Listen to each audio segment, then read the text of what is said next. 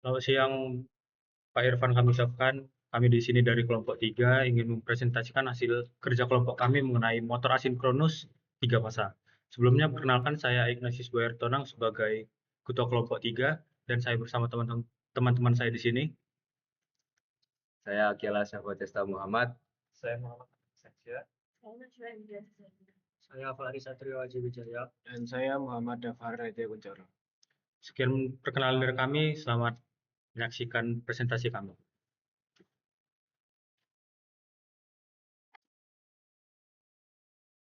Yang pertama, ada definisi dan karakteristik.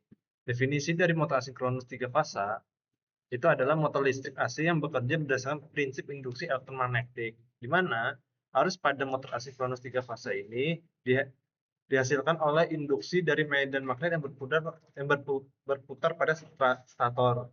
Motor ini disebut asinkronus karena kecepatan rotor yang selalu lebih rendah dari kecepatan sinkron atau synchronous speed. Karakteristik dari motor asinkronus 3 fasa ini adalah menggunakan sumber listrik AC 3 fasa. Lalu ada self starting yang dimana dia bisa berputar sendiri tanpa adanya alat bantu. Lalu ada kecepatan rotor yang selalu lebih kecil dari kecepatan sinkron. Keempat, ada konstruksi sederhana dan kuat.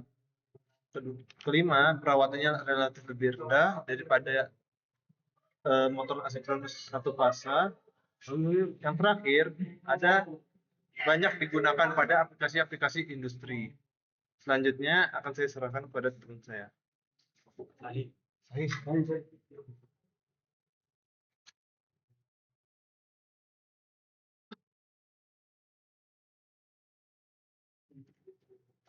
Berikut adalah ilustrasi konversi energi menggunakan diagram alir. Yang pertama, daya listrik AC 3 fasa akan mengalir pada beltan stator. Lalu, di sana terbentuk medan magnet berputar pada stator. Kemudian medan magnetnya akan memotong konduktor rotor, lalu timbul gaya gerak listrik induksi pada rotor. Di sana arus induksi mengalir, kemudian terdapat interaksi medan magnet, stator, dan arus rotor. Dari situ muncul gaya elektromagnetik yang kemudian membentuk torsi elektromagnetik. Dan hal tersebut membuat rotor berputar. Begitulah konversi energi listrik menjadi energi mekanik pada poros.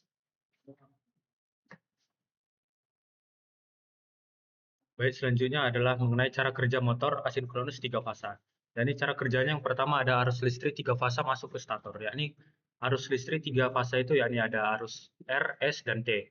Arus R, S, dan T ini masuk ke dalam motor itu kemudian nanti dia akan mengaliri stator pada kumparan pada stator. Yang kedua adalah stator menghasilkan medan magnet berputar.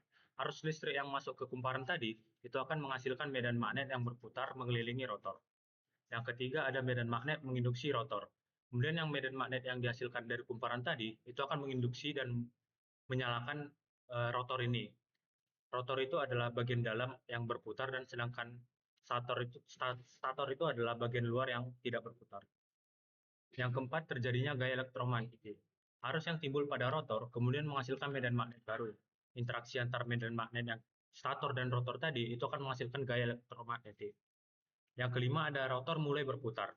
Gaya elektromagnetik yang dihasilkan oleh medan magnet stator dan rotor tadi itu akan menyebabkan rotor berputar mengikuti arah medan magnet stator. Putaran rotor ini yang kemudian teruskan ke poros motor. Yang keenam adalah energi listrik berubah menjadi energi mekanik. Putaran pada poros motor tadi itu akan digunakan untuk menggerakkan berbagai mesin ataupun peralatan industri. Sekian cara kerjanya. Baik, selanjutnya ada kelebihan dan kekurangan dari motor asinkronus 3 fasa itu sendiri. Kelebihannya yang pertama, konstruksinya sederhana dan kuat. Jadi konstruksinya tidak menggunakan komutator atau sikat, sehingga komponennya lebih sedikit dan perawatan lebih tahan. Lalu ada perawatan rendah, karena tidak ada sikat karbon, otomatis perawatan lebih mudah dan biaya maintenance lebih murah. Selanjutnya ada self starting. Jadi kalau motor asinkronus 3 fasa itu motor dapat langsung berputar saat diberi sumber listrik 3 fasa tanpa alat bantu tambahan. Yang keempat ada efisiensi cukup tinggi. Yang kelima ada harga relatif lebih murah lebih murah dibandingkan banyak jenis motor listrik lainnya dengan daya yang sama. Yang keenam, handal untuk kerja terus-menerus. Jadi cocok untuk operasi jangka panjang seperti pompa, konveyor, kompresor, dan mesin produksi. Yang ketujuh, torsi cukup baik untuk beban industri. Jadi mampu menggerakkan beban berat dengan stabil. Dan kekurangannya itu sendiri ada yang pertama, kecepatannya itu sulit diatur. Jadi kecepatannya itu memerlukan alat tambahan untuk mengaturnya. Biasanya dibutuhkan inverter atau variable frequency drive. Yang kedua, arus start cukup besar. Saat starting bisa mencapai 5-7 kali arus nominal, sehingga kadang perlu metode starting seperti start delta atau stop starter. Yang ketiga, faktor daya. Faktor daya kurang baik saat beban ringan. Pada kondisi beban kecil, motor menjadi kurang efisien terhadap sistem listrik. Yang keempat, kecepatan selalu di bawah kecepatan sinkron. Karena adanya slip, rotor tidak pernah mencapai kecepatan sinkron. Yang kelima, torsi awal beberapa tipe relatif kecil, terutama pada motor squirrel cage standar, sehingga kurang cocok untuk beban start sangat berat tanpa sistem starting khusus.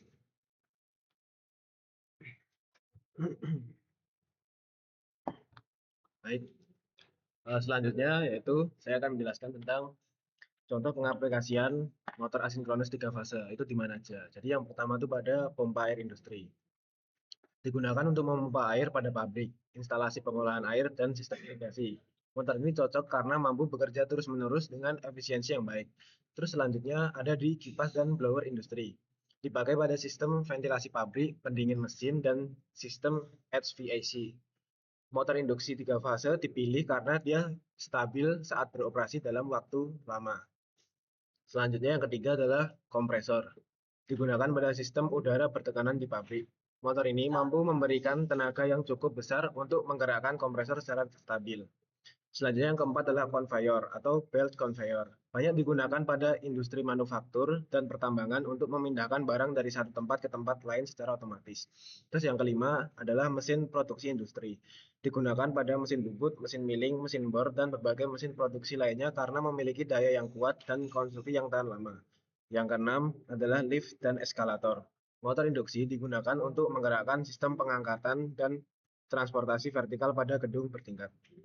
Jadi itu adalah contoh pengaplikasiannya. Selanjutnya, kapan sih kita harus memilih motor asinkronus 3 fase? Jadi, yang pertama itu ketika kita membutuhkan motor dengan daya besar. Motor ini sangat cocok untuk aplikasi industri yang membutuhkan tenaga tinggi. Yang kedua, ketika diperlukan motor yang kuat dan tahan lama. Konstruksinya sederhana sehingga lebih tahan terhadap kondisi kerja yang berat. Yang ketiga adalah ketika sistem memerlukan operasi terus-menerus. Motor ini dapat bekerja dalam waktu lama tanpa banyak masalah. Yang keempat, ketika ingin perawatan yang mudah dan biaya perawatan rendah. Motor induksi tidak memiliki sikat atau brush sehingga perawatannya lebih sederhana. Yang kelima, ketika tersedia sumber listrik 3 fase. Jadi, motor ini dirancang khusus untuk menggunakan sumber listrik 3 fase. Yang keenam dan terakhir adalah ketika tidak memerlukan pengaturan kecepatan yang sangat presisi. Kecepatan motor induksi relatif konstan dan tidak mudah diubah tanpa alat tambahan seperti inverter.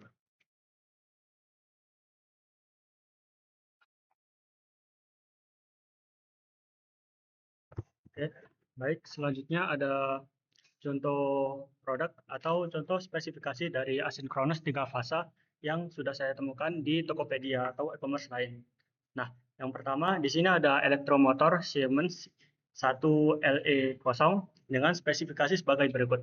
Yang pertama, elektromotor ini memiliki daya motor sebesar 1,5 kW atau sekitar 2 horsepower. Selanjutnya, elektromotor ini memiliki kecepatan putaran sekitar 2.900 rpm dan memiliki tegangan kerja sekitar 380 volt sampai dengan 400 volt 3 fasa.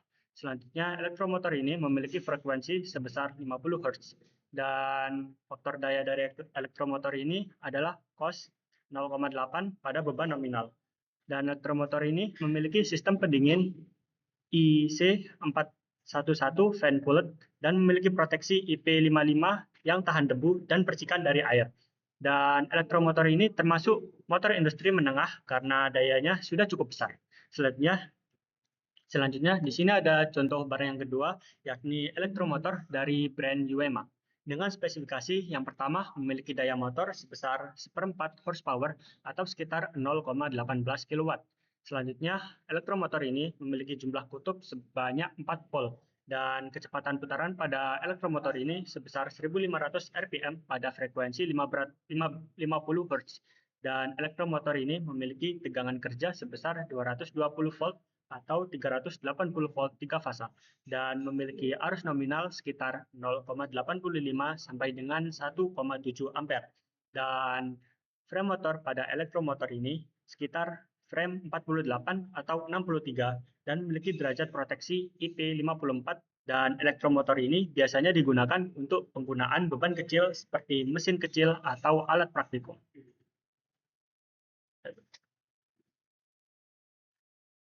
Sekian presentasi dari kelompok kami. Di sini di slide terakhir ada mengenai pembagian kerja di kelompok. Yang pertama ada Muhammad Amir Husensyah. Job desk-nya yakni mengenai definisi dan karakteristik dari mesin. Yang selanjutnya ada Muhammad Dafarel Raditya Kuncoro menjelaskan tentang contoh pengaplikasian dan kapan harus menggunakan mesin tersebut. Yang selanjutnya ada saya sendiri, Ignatius Boyartonang, ada menjelaskan tentang cara kerja mesin asinkronus 3 fasa tadi.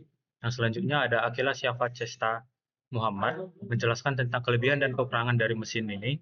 Yang selanjutnya ada Fahri Satrio Ajiwijaya menjelaskan tentang contoh spek di Tokopedia ataupun di online shop lainnya mengenai manual dan datasheet spesifikasinya. Yang selanjutnya ada Naswa Ezahia, ini menjelaskan tentang ilustrasi konversi energi tadi. Sekian presentasi dari kelompok kami, kurang lebihnya kami mohon maaf dan terima kasih.